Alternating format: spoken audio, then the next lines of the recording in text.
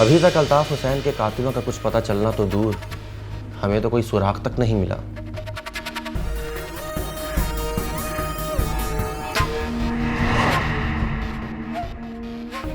चलो नया घर मुबारक हो तुम्हें। अच्छा ये बताओ कि उसमें पहला कदम कौन रखेगा और कौन खुश नसीब है वो? खुशी। तंग आ गए यहाँ पे वही टिपिकल चेहरे देख देख के। वहाँ पे कम से कम कुछ तो नया देखने को मिलेगा। अच्छा जी, हम पुराने हो गए और अब अच्छे नहीं लगते तुम्हें?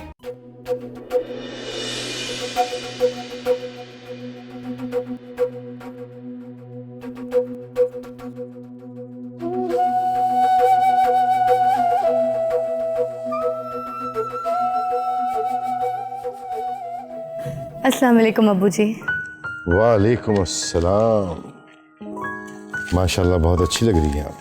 थैंक यू, शुक्रिया। सीरियसली अब्बू जी, आज मेरे ऑफिस का पहला दिन है।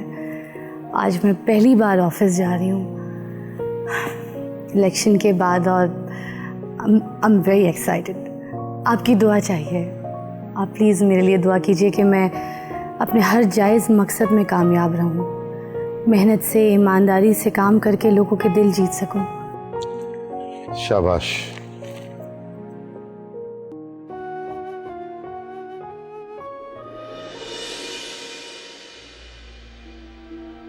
लेकिन बेटा हमारी एक बात याद रखिएगा, आप इस घर की बहू हैं, लेकिन सिर्फ इस घर के अंदर तक। जब आप इस घर से बाहर कदम निकालेंगी तो भूल जाइएगा कि आप इस घर की बहू हैं।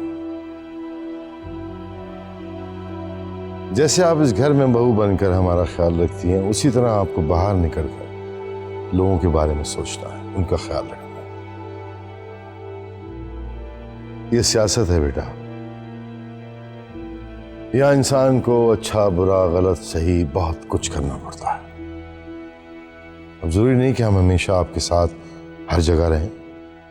बहुत से फैसले आपको खुद भी लेना पड़ सकते हैं। मुराद को पॉलिटिक्स से इंटरेस्ट नहीं था, वरना वो आपकी जगह होते। उन्हें बिजनेस में इंटरेस्ट था, वो वहीं कामयाब हो गए। आज आपने हमारे बड़े बेटे की जगह ली है, तो जो उम्मीदें हम अपने बड़े बेटे से रखते हैं वही आपसे रखेंगे। जी अब्बू जी, आप बिल्कुल बेफिक्र रहिए। मैं आपको कोई भी शिकायत का मौका नहीं दूंगी, इंशाल्लाह। बस आपकी दुआ चाहिए और आपका साथ चाहिए।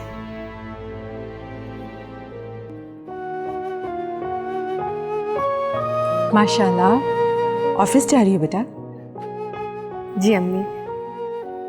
अम्मी आप भी हमारे लिए दुआ कीजिएगा कि मैं अपना काम ईमानदारी से करूं और लोगों के दिलों में अपनी जगह पैदा कर सकूं। इंशाल्लाह मेरी तमाम दुआएं तुम्हारे साथ हमेशा हैं। बस बेटा एक बात याद रखना, तुम इस घर की बहू हो।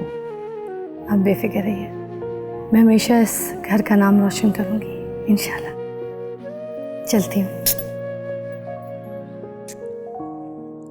खुदा हाफिज़ अम्मी। खुदा हाफिज़। खुदा हाफिज़ अब्बू जी। खुदा हाफिज़। इसका फैसला हमने नहीं करना जमीला, उन्होंने करना। अब वैसे भी इस्लामी नज़रिए के हिसाब से वो दूसरी शादी का सोच सकती हैं। अगर चांद आज हमारे बीच में होता तब भी आप यही कहते। एसपी साहब, इस केस में बहुत बड़े बड़े लोग इन्वॉल्व थे। इस तरह की सिचुएशन में अक्सर लोग दिन रात अपने वकील के साथ इन टच रहते हैं। सर्फ एक्सेल प्रेजेंट्स कैसी खुशी लेके आया चांद।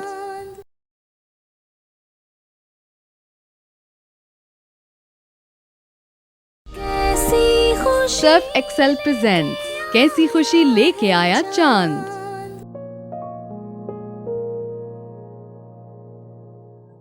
हमें ये आपकी बात अच्छी नहीं लगी। क्या जरूरत थी ये कहने की कि वो इस घर की बहू है? क्योंकि वो इस घर की बहू ही है। बहू बेटियों का क्या काम होता है?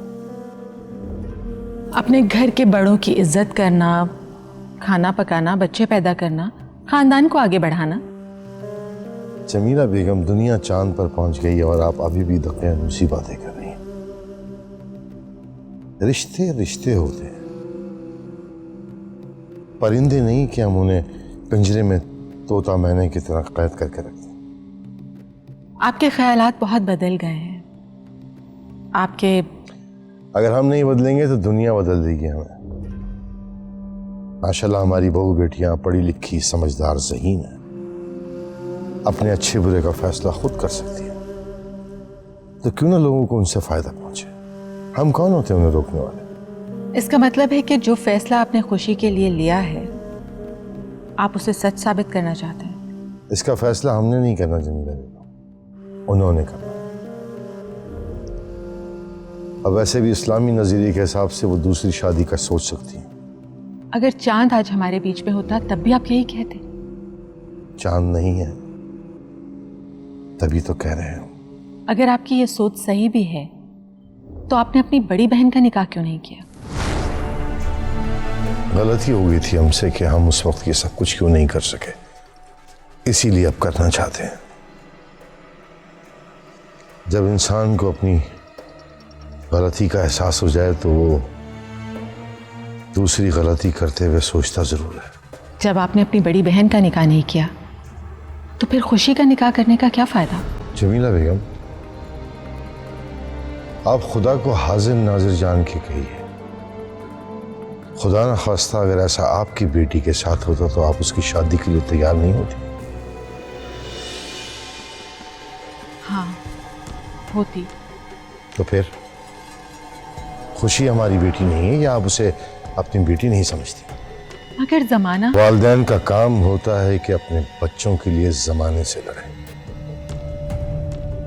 क्योंकि वो बच्चे जमाने के नहीं हमारे होते हैं।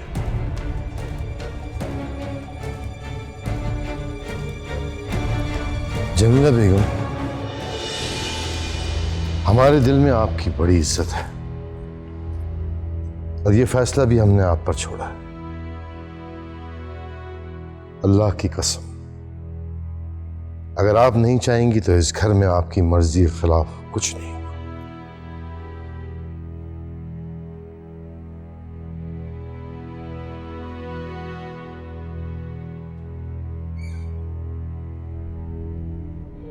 मुझे माफ कर दीजिए,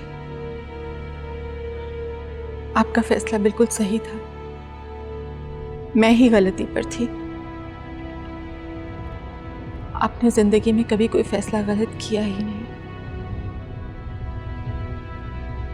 मैं आपके हर फैसले में आपके साथ हूं। क्या गलत क्या सही, ये कैसे पता चलता है इंसान को? हाँ, जब अल्लाह का नाम लेते हैं तो साफ पता चल जाता है क्या सही है और क्या गलत। बेशक।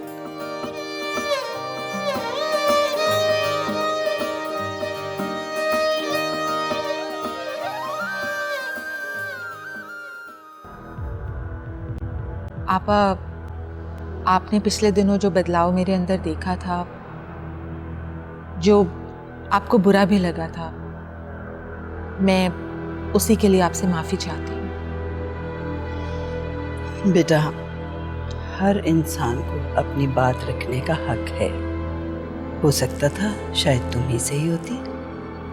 नहीं, मुझे लगता है कि आप सही हैं और वो भी, सिर्फ मैं ही गलत थी। मुझे अपने भाई पे भरोसा है, वो गलत फैसला नहीं लेता।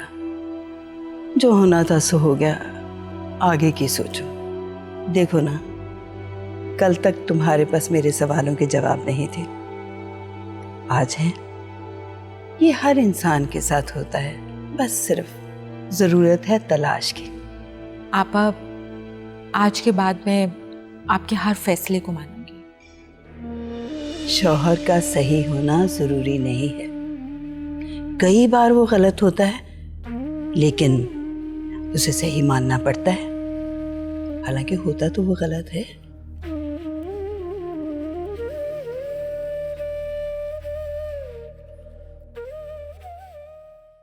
अच्छा, तो आपके भाई साहब इस औरत से प्यार करते थे? प्यार करना कोई गुनाह तो नहीं है ना इसके साथ, और हो सकता है कि जमीला भी उनसे प्यार करती है। देखें, कोर्ट में आपको ऐसे ही सवालों का सामना करना पड़ेगा, इसलिए बेहतर यही कि अभी से प्रैक्टिस करना शुरू कर लें। लेकिन मुझे एक बात समझ में नहीं आती कि आखिर वो मर्डर करेंगे क्यों, और ना ही कोई इस तरह की बात सामने आई है कि इतना बड़ा कदम उठाना। एक इतने बड़े स्टेटस की औरत जो कि 2 जवान बच्चों की माँ है, एक वाइट कॉलर पॉलिटिशियन की बीवी है, अगर उस पर हाथ डालेंगे भी तो कैसे? एसपी साहब, आपकी नौकरी भी जा सकती है। नौकरी की किसको परवाह है? और आप क्या कहना चाहते हैं कि अगर हम इन पर हाथ नहीं डाल सकते तो क्या यूं ही हाथ पर हाथ रखकर बैठे रहेंगे? हमने इनकी कॉल डिटेल्स चेक किए हैं और जमीला साहिबा ने आधी आधी रात को अल्ताफ साहब को फोन किया है। हाँ, तो जाहिर है अल्ताफ भाई खुशी का केस लड़ रहे थे। एसपी साहब, इस केस में बहुत बड़े बड़े लोग इन्वॉल्व थे। इस तरह की सिचुएशन में अक्सर लोग दिन रात अपने वकील के साथ इन टच रहते हैं। इस तरह से शक करना बिल्कुल बेबुनियाद है। मेरे ख्याल से आपको वो वजह तलाश करनी चाहिए जिसकी वजह से ये मर्डर हुआ है। और ये जो फोटो आप अपने साथ 24 घंटे लेकर घूम रहे हैं ना, ये सिर्फ एक माजी है, कोई सबूत नहीं है ये। आप बिल्कुल ठीक कह रही हैं, लेकिन फिर भी हमें पूछताछ तो करनी पड़ेगी। माफ कीजिए, पर आपके बिहेवियर से तो ऐसे लग रहा है कि आप उनको बचाना चाहती हैं और मेरे खिलाफ जा रही हैं। क्या आप उनका केस तो नहीं लड़ना चाहती? एसपी साहब, बात केस लड़ने की नहीं है, और हो सकता है कि मैं उनका केस भी लड़ूं, लेकिन बिना किसी ठोस सबूत के हम किसी भी नतीजे पर नहीं पहुंच सकते। बेहतर यही होगा एसपी साहब कि कोई भी बेवकूफ़ाना कदम उठाने से पहले हम ठोस सबूत इकट्ठे करें, ताकि एक मजबूत बुनियाद बने उनके सामने बात रखने के लिए। इस तरह आपको भी अच्छा लगेगा और मुझे भी केस लड़ने में मजा आएगा। मेरी समझ में नहीं आता कि आप अपने भाई के कातिल को पकड़ना चाहती हैं या बचाना चाहती हैं, लेकिन मुझे लग रहा है कि मैं अपने केस के करीब पहुंच रहा हूं। सच पूछिए एसपी साहब, तो मुझे लग रहा है कि आप अभी भी वहीं के वहीं खड़े हैं जहां से चले थे। हाँ, ये किसी केस की शुरुआत तो हो सकती है, लेकिन मंजिल नहीं है ये।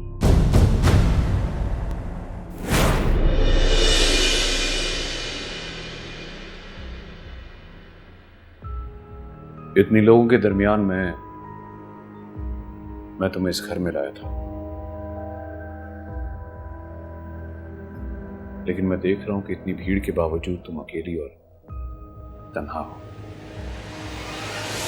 तन्हाई से दोस्ती हो जाए तो कोई इंसान तन्हा नहीं रहता।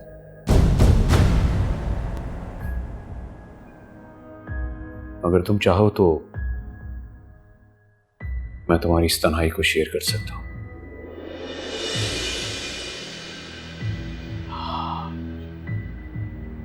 देख लो खुशी, सफर बहुत लंबा और तुम्हारी उम्र बहुत छोटी है। आप जैसे हमदर्द के हाथ से ये लंबा सफर भी कट ही जाएगा।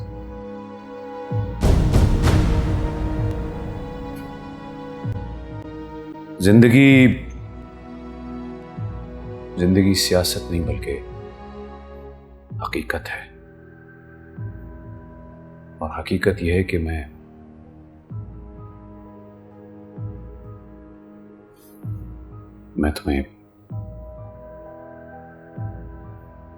तुम्हें प्रपोज करना चाहता हूं।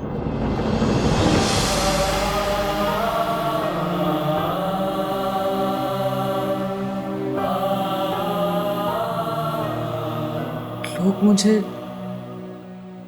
चांद की बेवा समझते हैं और एक बच्चे की मां। मैं शादी का जोड़ा पहनकर लोगों को मुंह पे हंसने का मौका नहीं दूंगी। तुम्हारी मुझसे शादी हो जाए, ढके छुपे लफ्जों में चाचा जान ने मुझको ये मशवरा दिया था, बल्कि ये सब कुछ उन्होंने मुझे कहा।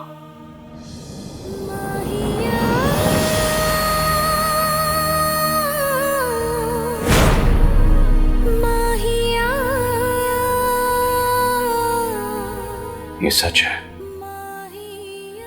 है कि वो तुम्हें खुश देखना चाहते हैं, और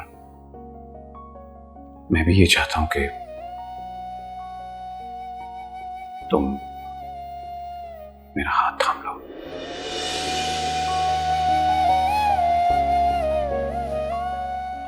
और हाँ, अगर तुम्हें कोई और पसंद है तो तुम मुझे इनकार कर सकती हो। तुम्हारे आंसू मेरी बात का जवाब नहीं है।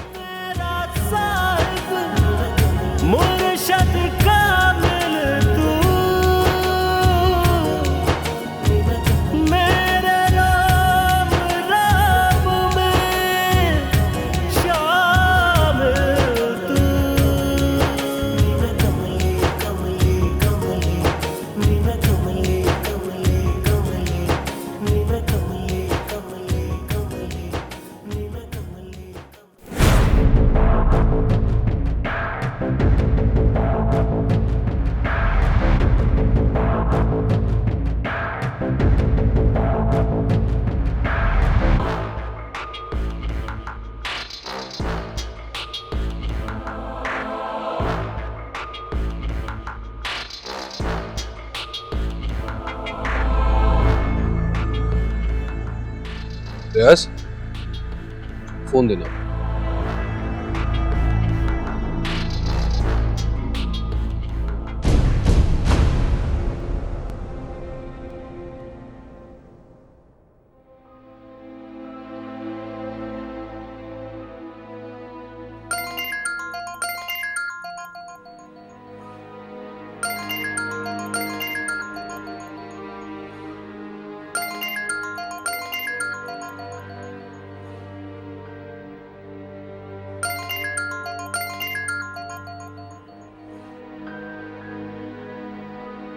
हेलो। अल्ताफ साहब के साथ आपने क्या किया है ये मैं जानता हूं। खुशी की कीमत 50 लाख। कौन बोल रहे हो तुम? हेलो।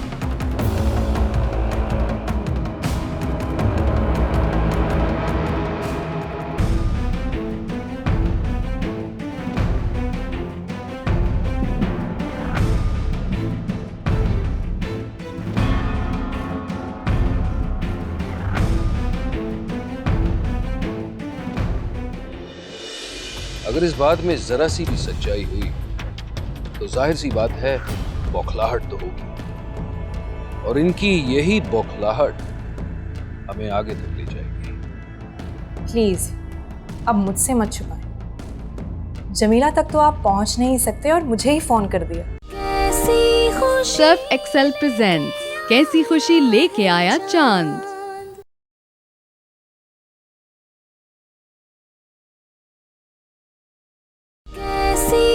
सर्फ एक्सेल प्रेजेंट्स कैसी खुशी लेके आया चांद।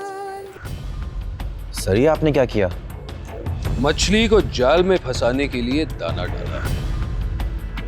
अगर इस बात में जरा सी भी सच्चाई हुई तो जाहिर सी बात है बौखलाहट तो होगी, और इनकी यही बौखलाहट हमें आगे तक ले जाएगी। वो तो सब ठीक है, लेकिन सर आपने 3 जगह फोन क्यों किए? क्योंकि 3 औरतों पर शक है। 3 औरतें? लेकिन सर ये 3 औरतें कौन है? सबसे पहली शगुफ्ता, अल्ताफ हुसैन साहब की छोटी बहन। दूसरी राबिया, असलम शेख साहब की बीवी, जिन्होंने दिन रात एक कर दी थी असलम शेख साहब को छुड़वाने में। और तीसरी जमीला, नवाब साहब की बेगम, जिनका बहुत पुराना याराना था अल्ताफ हुसैन साहब के साथ। अब देखते हैं कि सबसे पहले बाहर कौन निकलता है।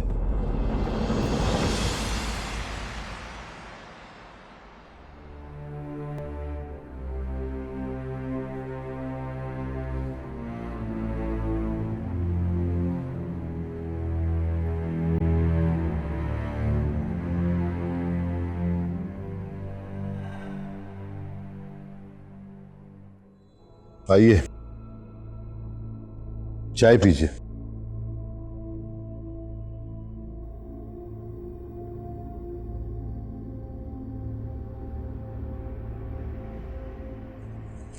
आपकी तबीयत कुछ ठीक नहीं लग रही। जी बस थोड़ी सी परेशानी है। रात किसका फोन आया था? हम काफी नींद में थे। जी मैं आपको वही बताने वाली थी। रात को आपकी नींद खराब करना मुनासिब नहीं समझा। बहुत ही अजीब सी कॉल थी। किसकी? Wrong number? नहीं, रॉन्ग नंबर नहीं था। वो कह रहा था कि अल्ताफ हुसैन का मर्डर जिसने किया है वो जानता है। 50 लाख रुपए दे दो मुंह बंद रखने के लिए। क्या? ये कैसे हो सकता है? किसी ने मजाक किया होगा। लेकिन आपा, मुझसे ऐसा मजाक कौन करेगा? मुझसे इस मर्डर का क्या लेना देना? हम देखते हैं कि किसने आपको फोन किया। एसपी साहब से तो मिलना ही है। आप जरा नंबर बताइए मुझे। जी ठीक है।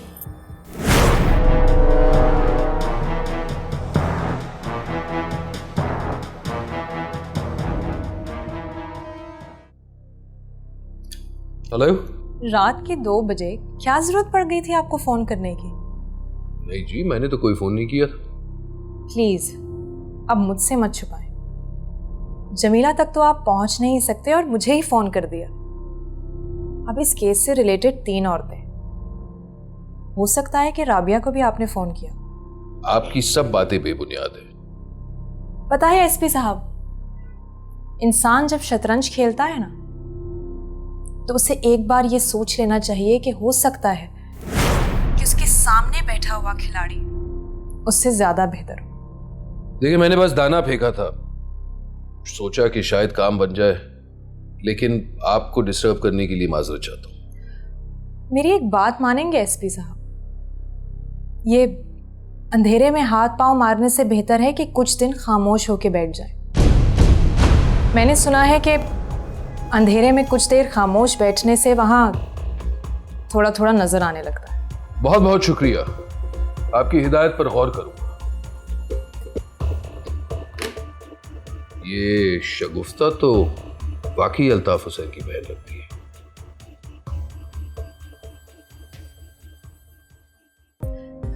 सुनिए, रात में फोन आया था, कह रहा था कि अल्ताफ हुसैन का मर्डर जिसने करवाया उसे सब पता है। कह रहा था कि उसे 50 लाख रुपए दे दे। क्या ऑल फॉल बकरी हो तुम? ना हमने मर्डर किया है ना करवाया है, और तुम्हारी क्या औकात के तुमसे को 50 लाख रुपए मांगे? बीवियां तो शौहर के लिए किसी हद तक भी गुजर जाती हैं, और तुम्हारी हद मुझे अच्छी तरह पता है। जाओ यहां से। लेकिन फोन तो आया था ना, किसने किया होगा आखिर? एसपी हुसैन का नाम सुना है? ये उसी ने करवाया है। ऐसी हरकतें वो ही करता है। इस बार निशाना तुम्हें बनाया है ताकि हम कोई ऐसी हरकत करें और वो मेरे पीछे पड़ जाए, लेकिन वो हमेशा अपनी चाल में कामयाब नहीं हो सकता। एक बात बताएं मुझे कि इस बार भी तो आपने... मैं तुम्हारे सवालों का जवाब नहीं देता, लेकिन इस बार जरूर दूंगा। तुम फिक्र मत करो, तुम्हारे शौहर ने कुछ नहीं किया। तो फिर किसने करवाया ये पुलिस वालों का काम है, उन्हें करने दो। हम क्यों उनका सर दर्द लें? बहरहाल शाम को तैयार रहना, शाह बाबा की दरगाह में जाना।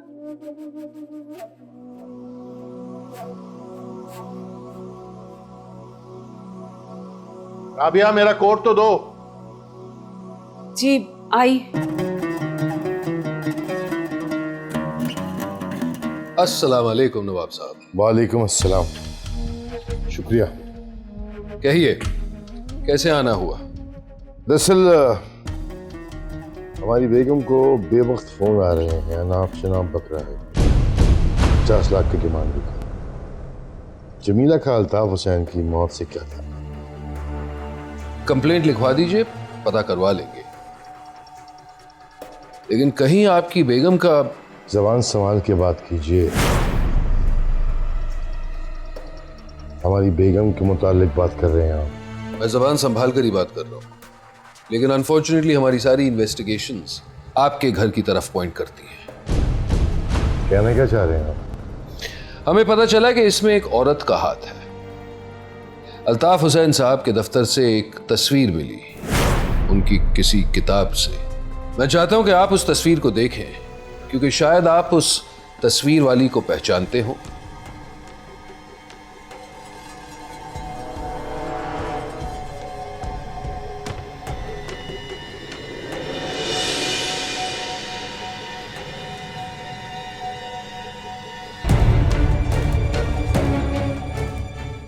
तो फिर इस तस्वीर पर कुछ रोशनी डालें।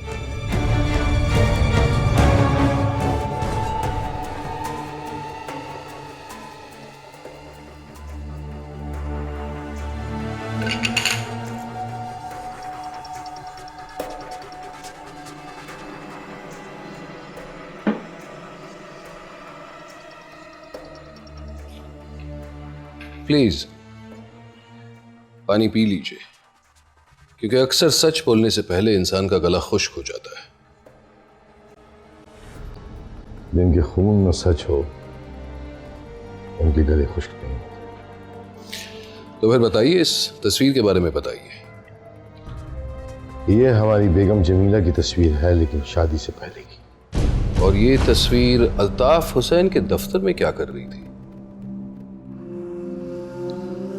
अगर हम चाहें तो आपके किसी भी सवाल का जवाब दिए बगैर यहां से जा सकते हैं, और अब हमें रोक नहीं सकते। लेकिन फिर भी हम आपके सारे सवालों के जवाब देकर जाएंगे यहां से, क्योंकि अगर हम सवाल के जवाब देकर नहीं गए तो आप टेंशन में रहेंगे। टेंशन में आप बहुत ऑल फॉल हरकतें करते हैं जो हम नहीं चाहते।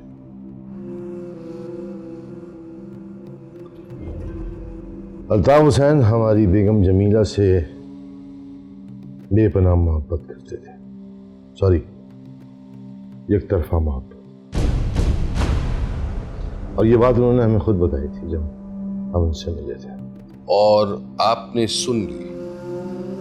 आपको गुस्सा नहीं आया? गुस्से की क्या बात है? मोहब्बत करना गुनाह तो नहीं है, और वो भी एक तरफा मोहब्बत। मोहब्बत वो करते रह गए और शादी हमारी हो गई जमीला से। और निकाह के बाद आपकी अल्ताफ हुसैन साहब के साथ मुलाकात कब हुई?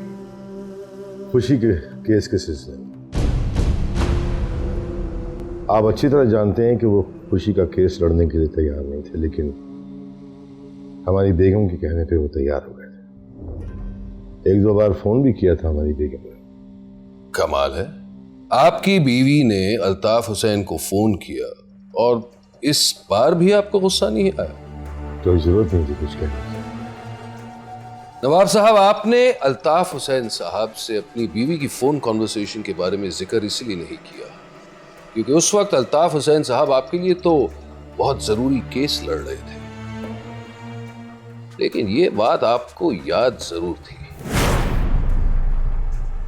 और जैसे ही वो केस जीत गए, आपने मुनासिब वक्त देखकर उनका मर्डर करवा दिया।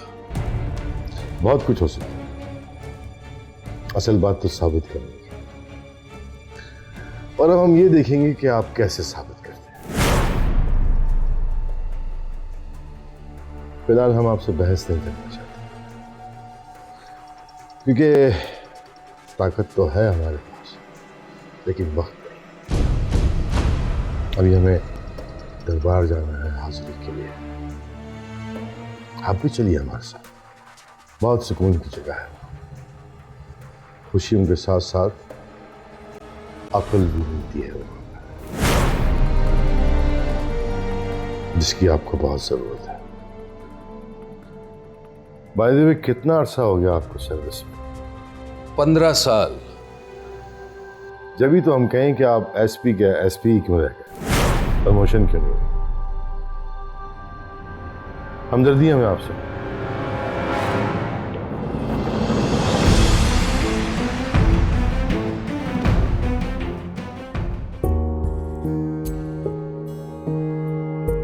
सोहा, ज़ैनब, बेटा जल्दी आ जाओ, देर हो रही है। अम्मी बस कुरतुलैन को फोन मिला रही हूँ, वो भी आना चाहती थी, लेकिन उसका नंबर ही नहीं मिल रहा, कब से मिला रही हूँ। तो जल्दी बात करो ना। जी ट्राई कर रही हूँ। हेलो कुरतुलैन, कहाँ रह गई हो? सबके सब तैयार हैं सिवाय तुम्हें छोड़ के। यार मैं तो कब से तैयार हूँ। आई थिंक भाई बिजी है तो शायद वो ना आए। अच्छा, अगर तेरे भैया बिजी हैं और वो नहीं आ सकते तो फिर तू भी ना आना, समझी? हेलो, सीरियस क्यों हो रही हो? मजाक कर रही हूँ मैं। तैयार है हम दोनों, बस 5 मिनट में पहुंच रहे हैं। वो लोग आ रहे हैं, बस 5 मिनट। हाँ भाई, क्या हुआ शहजादे?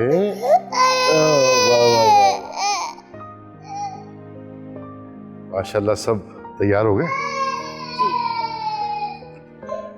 कितने खुश नजर आ रहे हैं सब, माशाल्लाह।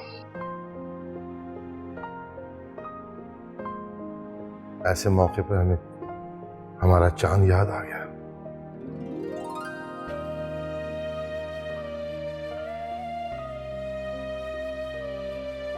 जब भी हम उससे दरगाह पे जाने की बात करते थे,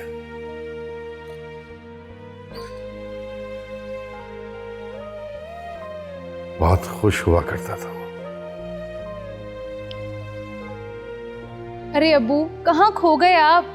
चले, शायान और एनी भी आ गए हैं। हाँ हाँ, हम चलिए चलिए, आइए आइए।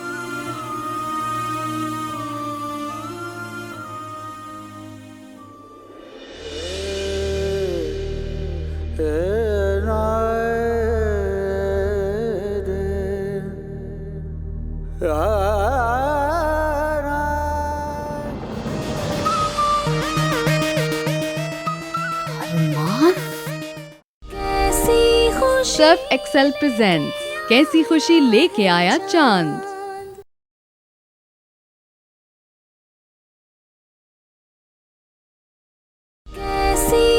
सर्फ एक्सेल प्रेजेंट्स कैसी खुशी लेके आया चांद।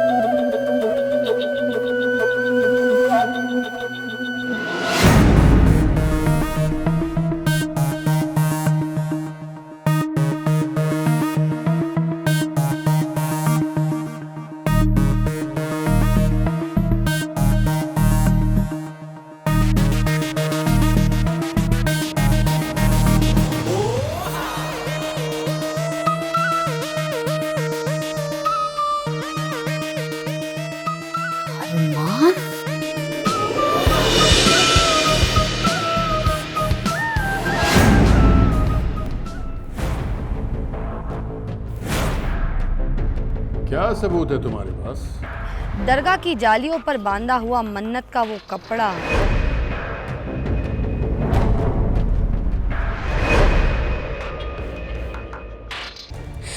लेकिन हालात जिस तरह से, मुझे नहीं लगता कि मेरी जिंदगी मजीद मेरा साथ दे पाएगी।